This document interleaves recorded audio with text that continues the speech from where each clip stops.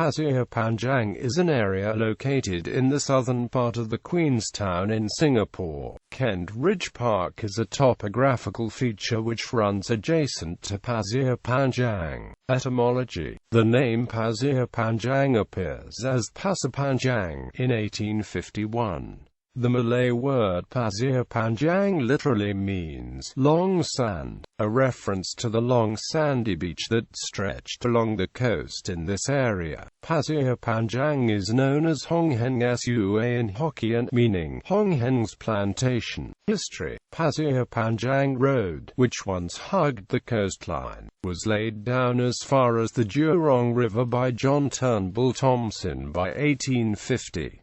Thomson was government surveyor of Singapore from 1841 to 1853. In 1910, the government took over the opium industry and a state-owned factory was established at Pasir Panjang. In the 1920s, many of the wealthy Chinese built holiday and residential bungalows along the coast, some of which are still visible today in this area. In 1930, some of the Malay families from the Klang River Basin area were resettled here when Klang Airport was constructed. In 1957, the Malay settlement here became known as the West Coast Malay Settlement. Right up till the early 1960s, this area contained many Malay fishing villages. Since the late 1960s, the whole length of the coast from the Singapore River to Jurong has been reclaimed for wharves, almost entirely devoted to containerization. The coastal area at Pasir Panjang has also been extensively reclaimed for the Pasir Panjang terminal of the Port of Singapore. Battle of Pasir Panjang from 13 to 15 February 1942, a decisive battle for Singapore in World War II was fought on the slopes of Pasir Panjang, now Kent Ridge Park. The Japanese 18th Division, well armed and heavily supported from the air, descended upon the ridge, determined to capture it from the Allied forces.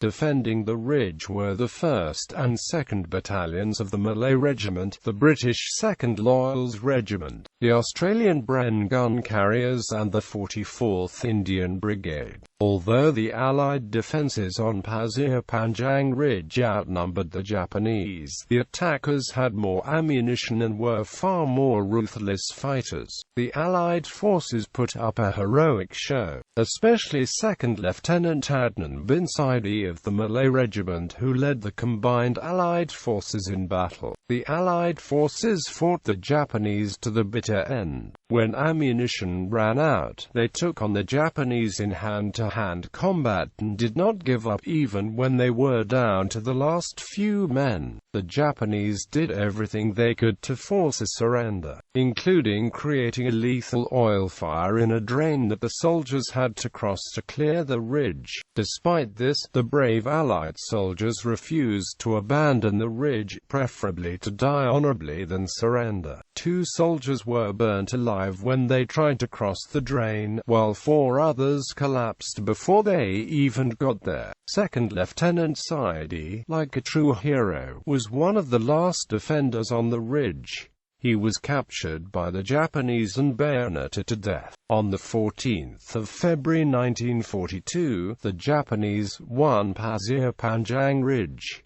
The following day, the British surrendered. Highlights: Pasir Panjang Road, Pasir Panjang Pillbox. Pasir Panjang Pillbox is a concrete machine gun pillbox built before the Japanese invasion of Malaya and Singapore and sits beside Pasir Panjang Road. During the war, it was on the coast. However, due to post-war land reclamation, it is now 75 kilometers from the sea. Pasir Panjang Terminal. In 1993, the Port of Singapore Authority, now corporatized as PSA International, started constructing a new container terminal at Pasir Panjang, the Pasir Panjang Terminal. The terminal is located approximately 7 kilometers west of the company's other container terminals at Keppel Harbour. This new $7 billion containers terminal represents an immense expansion of PSA's container port. When fully completed in 2009, it is expected to raise PSA's container handling capacity by a further 18 million 20-foot equivalent units per year. The terminal's first 4 berths, of the planned 26, opened in 1998, with 2 more berths becoming operational by the time of the terminal's official opening in March 2000.